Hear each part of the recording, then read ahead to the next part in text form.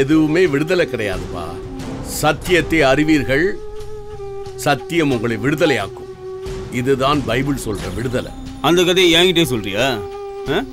எந்த நிலைமையில இருந்து இந்த நிலைமைக்கு வந்திருக்கு தெரியுமா? எனக்கே உபதேசம்.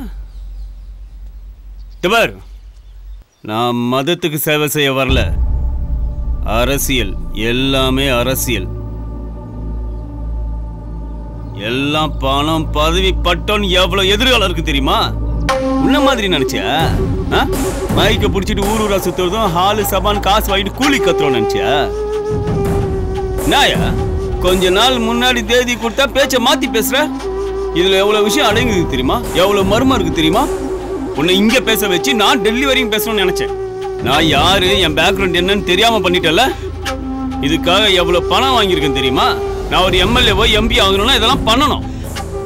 நீ என்னமோ ஏசு கிறிஸ்து சத்தியம் சொரகான்னு சொல்லிட்டு போயிட்ட. இதெல்லாம் உன் வேலை, உனக்கு இருக்குது. தபார் ஸ்ரீ, நீ தப்பா புரிஞ்சுக்கிட்டு இருக்க. அரசியல்ன்றது மக்களுக்கு நன்மை செய்யறதுக்கு. அதெல்லாம் எங்களுக்கும் தெரியும். ஊரெல்லாம் அதான் செய்யறாங்க, எங்களுக்கு தெரியாதா? உன்னை என் மகை மாதிரி நினைச்சுதான் சொல்றேன். மதத்தை நீ அரசியலுக்கு பயன்படுத்தலாம், ஆனா உன் அரசியல் உன் மதத்தை எப்படி பயன்படுத்துதுன்னு தெரிஞ்சுக்கணும். இப்ப அன்பை போதிக்கிற ஒரே கடவுளை நான் சொல்ல வந்துட்டேன். அப்பவும் நான் உனக்கு பிரச்சாரம் பண்ண வந்திருந்தேன்னு நினைச்சிருந்தா அது உன்னுடைய தப்பு. நீ அரசியல் அடிப்படையில தான் பண்றேன்னு முதலே சொல்லியிருந்தா நான் வந்திருக்கவே மாட்டேன். என்ன பேசுறத பாத்துக்கிட்டு இருக்க, போட்டு தள்ளன அவனை. இப்பதானே வெளில வந்திருக்காரு. இப்ப வேணாம், கோர்ட்டு 3 மாசம் கெடு கொடுத்துருக்குல்ல, அப்புறம் வெளியில வருவாரு, அப்ப செய்வோம்.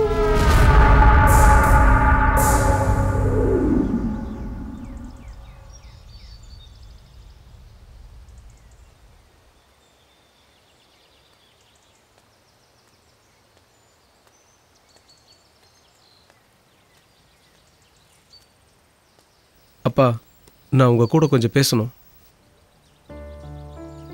நான் மகனா உங்களுக்கு செய்ய வேண்டிய கடமையை இது வரைக்கும் கரெக்டாக தான் செஞ்சுட்டு வரேன்னு நினைக்கிறேன். ஆனால் நீங்கள் இப்போ மாறி இருக்கிறது எனக்கு பல விஷயத்தில் பாதிப்பாக இருக்கு.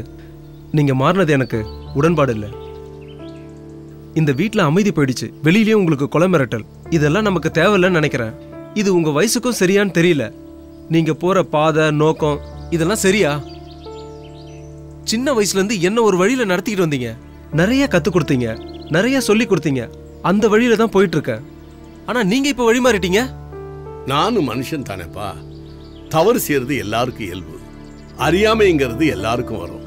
ஆனா அதை தெரிஞ்சதுக்கு அப்புறமோ நான் அதிலேயே தான் இருப்பேன்னு சொல்றதுதான் தவறான விஷயம். நான் தான் உனக்கு சொல்லி கொடுத்தேன், இப்ப நானே தான் சொல்றேன். அது தப்புதான்னு நான் தெரிஞ்சுக்கிட்டேன். இப்ப நீயும் தெரிஞ்சுக்கன்னு சொல்றேன்.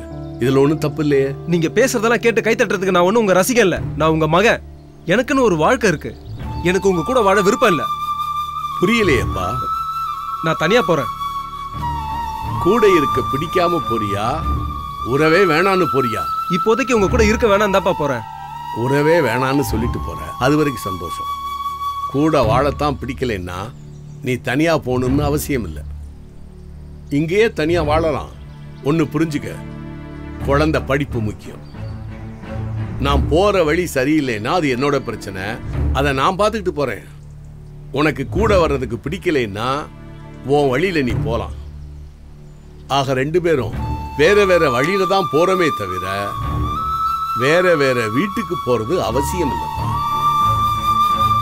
நாம 2 பேருமே உரிமை எடுத்து போன்னு உனக்கு பயம் இருந்தா வாடகை வேணா கொடுத்துரு. அதுவும் எவ்வளவுன்னு நீயே தீர்மானம் பண்ணிக்க.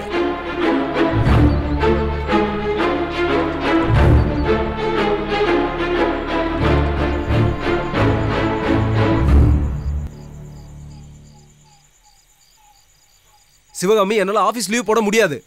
என்னங்க சொல்றீங்க? டாக்டர் என்ன சொன்னாருன்னு தெரியும்ல. நாளைக்கும் குழந்தைக்கு டெம்பரேச்சர் இருந்தா 1 ஹவருக்கு ஒரு முறை அதை நோட் பண்ணி எடுத்துட்டு போகணும். ஒருத்தராவது லீவ் போட்டா தானே முடியும். தபார், என்னால லீவ் போட முடியாது. போன மாசமே 4 நாள் லீவ் போட்டேன். ஆபீஸ்ல நிறைய பிரச்சனை. எனக்கும் தான், அதுவும் உங்க அப்பாவால. உடனே ஆரம்பிச்சிடாத. அப்போ உங்க அப்பா செய்யறதெல்லாம் நியாயமா? இப்ப அதுவா பிரச்சனை? குழந்தைய பாத்துக்கிற வழியை பாரு. நீ தான் பாத்துக்கணும். நான் மருந்து கொடுத்தாலே சாப்பிட மாட்டா. நாளைக்கு என்னால லீவ் போட முடியாதுங்க. நாளைக்கு 5ஆம் தேதி 6ஆம் தேதி பத்திரிக்கை டெலிவரி. நான் என்ன பண்ண முடியும்? அப்ப யார் தான் பாத்துக்கிறது? எங்க தான் போறது? உங்க அம்மா அப்பா என்ன பக்கத்துல இருக்காங்க? நான் பக்கத்துல தான்ப்பா இருக்கேன்.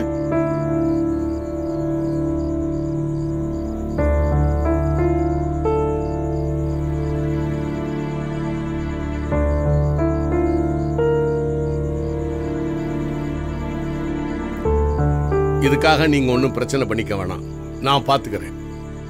நான் திரும்பவும் சொல்றேன், என் முகத்துல வாடகை வீசி எறிஞ்சாலும் சரி, குழந்தைய பார்த்துக்க நர்ஸா வேலை செய்யற கூலிய வீசி எறிஞ்சாலும் வாங்கிக்க நான் தயாரா இருக்கேன். குழந்தை எங்க?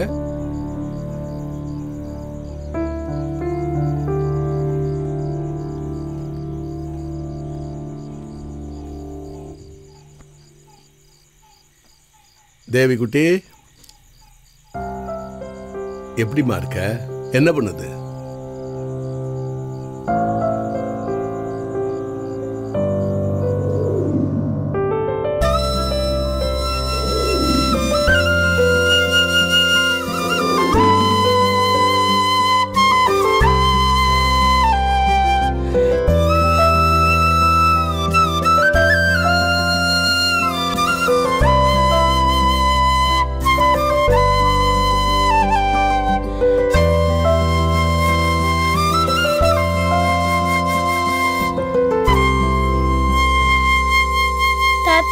நீ கேவலமான கிறிஸ்டியன் ஆயிட்டியாமே. கேவலமாவா? யார் சொன்னது? அம்மா தான் அப்பா கிட்ட சொல்லிட்டு இருந்தாங்க. கிறிஸ்டியன்னா என்னடா அர்த்தம்? நீ ஜீசஸ் தானே கும்பிடுவ. ஜீசஸ்னா யாருமா? கடவுள். அப்ப கடவுளை கும்பிடலாம்ல? ஓ எஸ். அப்ப லார்ட் சிவா கும்பிடலாம். அப்ப நீ ஏன் அந்த ஜீசஸை கும்பிடுற? கடவுளுக்கு நிறைய பேர் இருக்கு. ஓகேவா? ஓகே. இப்ப நான் உன்னை எப்படி கூப்பிடுறேன்? தேவி குட்டின்னு கூப்பிடுற.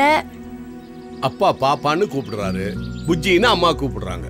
ஸ்கூல்ல உன்னை எப்படி கூப்பிடுறாங்க? எஸ் தேவி, அதான் என் சர்டிபிகேட் நேம். அப்படின்னா என்ன குட்டி? My original name. அதே மாதிரி தான் ஜீசஸ்ங்கிறது ஒரிஜினல் நேம். அது இப்ப தாத்தாவுக்கு தெரிஞ்சு போச்சு. அதனால தான் நான் ஜீசஸை கும்பிடுறேன். அப்போ சிவன்? அது சிவன் இல்ல, சிவம். சிவம் என்றால் அன்பு. சிவன் என்றால் அன்பானவன் அர்த்தம். தாத்தா காலையில 11 மணிக்கு ஹார்லிக்ஸ் கொடுத்தாரு. அப்புறமேட்டு 1 o'clock லஞ்ச் கொடுத்தாரு. என்ன சாப்பிட்டீங்க? ரசம். அம்மம். மம்மி, சிவம் என்றால் என்னன்னு தெரியுமா? சிவம் என்றால் அன்பு. சிவன் என்றால் அன்பானவன் அர்த்தம். அப்படின்னா God is love அப்படின்னு உங்க தாத்தா சொன்னாரா? வேற என்ன சொன்னாரு? சிவனோட சர்டிபிகேட் நேம் ஜீசஸ்ன்னு சொன்னாரு.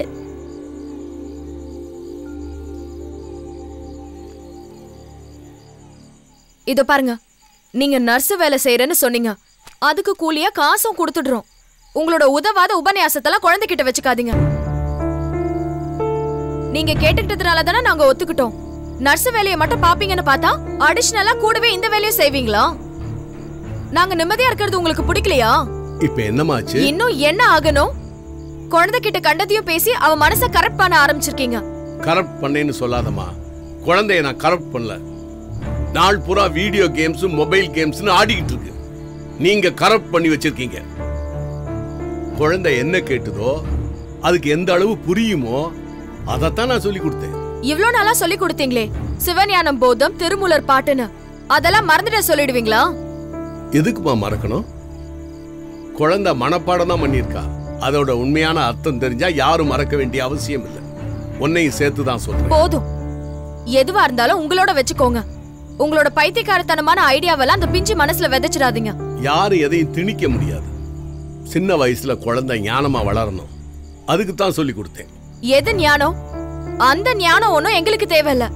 பக்கத்து வீடு, எதிர் வீடுன்னு போய் சொல்லி கொடுங்க.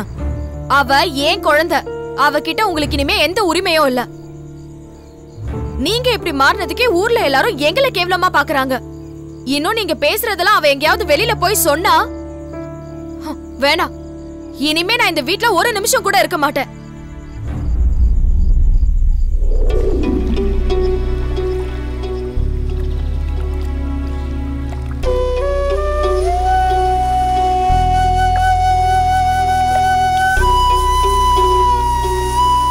குழந்தைகிட்ட பேசியிருக்காரு.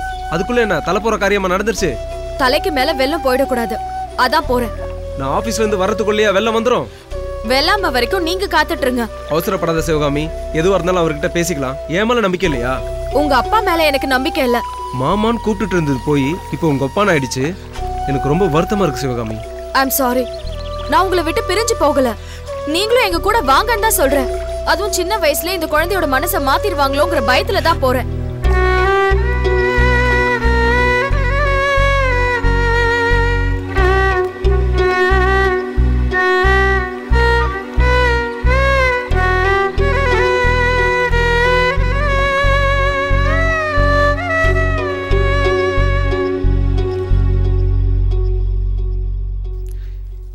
ஏன்பா இப்படி ஆயிட்டீங்க? உங்களுக்கு என்ன ஆச்சு? குமரா, நீயும் தப்பா புரிஞ்சுக்கிட்டு இருக்க. மதவெறியும் குடிவெறி மாதிரி தான்ப்பா. குடியை கெடுக்குன்னு சொல்லுவாங்களே, அப்படிதான் மதம் நாட்டை பிரிக்கிற மாதிரி வீட்டையும் பிரிச்சிருச்சு. உங்க மத பிரச்சாரத்தை வெளியில செஞ்சு ஜெயிலுக்கு போனீங்க, இப்ப குடும்பத்துல செஞ்சு வீட்டை ஜெயில் ஆகிட்டீங்களே. குமரா, புரியாம பேசாத. நான் மத பிரச்சாரம் செய்யல. காஃபி சாப்பிட்றியான்னு கேட்கறது தப்பு இல்ல. வேணும் வேணாங்கிறது அவங்களுடைய தனிப்பட்ட விருப்பம். குழந்தைக்கு ஏதுப்பா தனிப்பட்ட விருப்பம்? காஃபியா இருந்தாலும் டீயா இருந்தாலும் தாத்தா கொடுத்தா குடிக்கதான்ப்பா செய்யும். குமரா, நான் குழந்தைகிட்ட என்ன பேசுனேன்னு உனக்கு தெரியாது. எனக்கு எதுவும் தெரிய வேணாம்ப்பா. இன்னைக்கு எனக்கும் சிவகாமிக்க பிரச்சனை வந்ததுக்கு நீங்க தான் காரணம். அதை நீங்க தெரிஞ்சுக்கிட்டா போதும். அவ உங்க மக இல்ல, மருமக. உங்க அம்மா கிட்ட எங்க அப்பாவை பத்தி நான் என்ன சொன்னேன் தெரியுமா? அவர் உனக்கு மாமனார் இல்ல, உனக்கு அப்பான்னு சொன்னேன். முடிவா என்னதான் சொல்ற? சிவகாமி அவங்க அம்மா வீட்டுக்கு போயிட்டா நான் அவ பின்னாடி ஓடல. என் பேச்சை மீறி போனதுனால அவளை தேடி நான் போறது இல்ல. அதுக்கு காரணம் அவ மேல எனக்கு இருக்கிறது கோபம். உங்களையும் இனிமேல் நான் ஹவுஸ் ஓனரா தான் பார்க்க போறேன். அதுக்கு காரணம் உங்க மேல எனக்கு இருக்கிறது வெறுப்பு.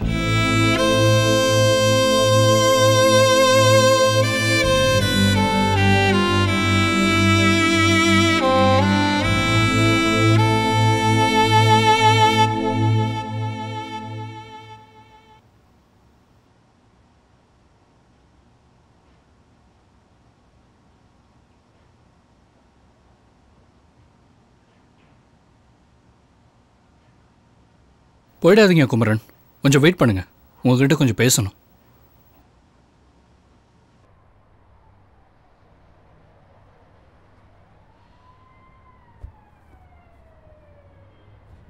அப்பா எப்படி இருக்காரு குமரா? அவருக்கு என்ன, அவர் நல்லா தான் இருக்காரு. நான் மாப்பிள்ளையை கேட்கல, ஓ மாமனார் கேட்கிறேன். அவரோட செம்ம டார்ச்சர். நீ பேசணும்னு சொன்னப்பவே நினைச்ச ரகு, அவரால் போற இடத்தெல்லாம் அவமானம். இப்ப நீயும் கேட்டுட்ட.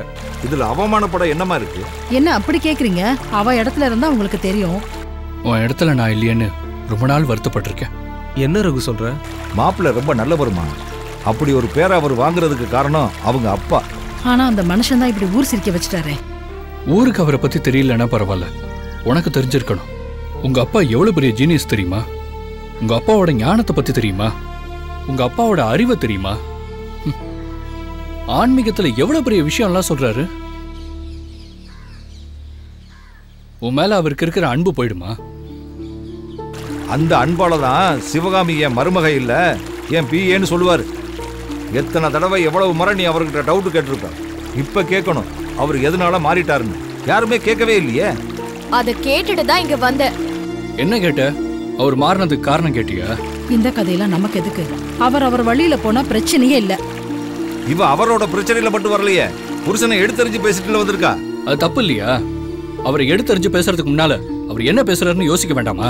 முதல்ல இவங்க ரெண்டு பேரும் சேர்ந்து வாழறத பத்தி யோசிங்க. அதை தாண்டி நான் இவ்வளவு தூரம் சொல்லிட்டு இருக்கேன். ஒண்ணு நாம போய் மாப்பிள்ளைய பார்க்கணும், இல்ல இவ மாப்பிள்ளை காலில் விழுந்து மன்னிப்பு கேட்கணும். அதெல்லாம் ஒண்ணு வேணாம். இப்படி எல்லாம் ஏன் நடக்குது தெரியுமா? 3 வருஷமா நம்ம குலதெய்வம் கோயிலுக்கே போகல. அதாம்மா எனக்கும் சரின்னு படுது. அப்ப மாப்பிள்ளைய கோயிலுக்கு கூட்டிட்டு போயிட வேண்டியதுதான். எப்படி எல்லாம் நாடகம் ஆட வேண்டியிருக்கு பாரு. கரெக்ட். இதெல்லாம் வேஷம் குமரா. இந்த பூஜை மந்திரம் எல்லாம் என் ப்ரமோஷனுக்கு பயந்து ஆபீஸ்ல போடுற வேஷம். உங்க அப்பா அப்படி இல்ல. உண்மைன்னு தெரிஞ்சா அதை சொல்றதுக்கு தைரியமா நின்னாரு. நம்ம ஆபீஸ்ல எடுத்துக்கோ, ஆயுத பூஜைக்கு யாராவது மதர் போர்டில் மஞ்சள் பூசணுமா? கம்ப்யூட்டர் மேல வரைக்கும் தான் சந்தனம் தெளிச்சோம். மூட நம்பிக்கையிலையும் தெளிவா தானே இருக்கோம். இதுவும் நான் சொல்லல, உங்க அப்பா சொன்னது. நாம நம்மளே ஏமாத்திட்டு இருக்கோம் குமரா. ஒலு பொம்மை வைக்கும் போது அதுல கூட ஜாதி பாக்குறான். பெருமாளை முதல் படியிலையும் முருகனை 2வது படியிலையும் வையின்னு நம்ம எம்டி சொல்றாரு. ஏன்னா அவர் உயர்ந்த ஜாதிக்காரரு. முருகனை தமிழ் கடவுள்னு ஒரு கூட்டமும் ஒரு கூட்டம் சமஸ்கிருதம் தான் தெய்வீக மொழின்னு மனுஷனை கடவுள்கிட்டயே பேச விடாம பண்ணுது. வேடிக்கையா இல்ல? இன்னைக்கு நான் சொன்ன மந்திரம் உங்கள எத்தனை பேருக்கு புரிஞ்சிருக்கும்? இதெல்லாம் யோசிச்ச குழப்பமா இல்ல? உங்க அப்பா என்னை யோசிக்க வச்சார். கடவுளுக்கு எதுக்குப்பா மொழி? மனுஷனுடைய எல்லா மொழியும் புரிஞ்சவர் தான் கடவுள். கடவுளுக்கே தாய்மொழி தமிழ் தான்னா மற்ற மொழிக்காரங்கெல்லாம் யாருக்கிட்ட போவாங்க? நான் குருகுலத்துல படிச்சதை விட உங்க அப்பா கிட்ட தான் நிறைய விஷயம் கத்துக்கிட்டேன்.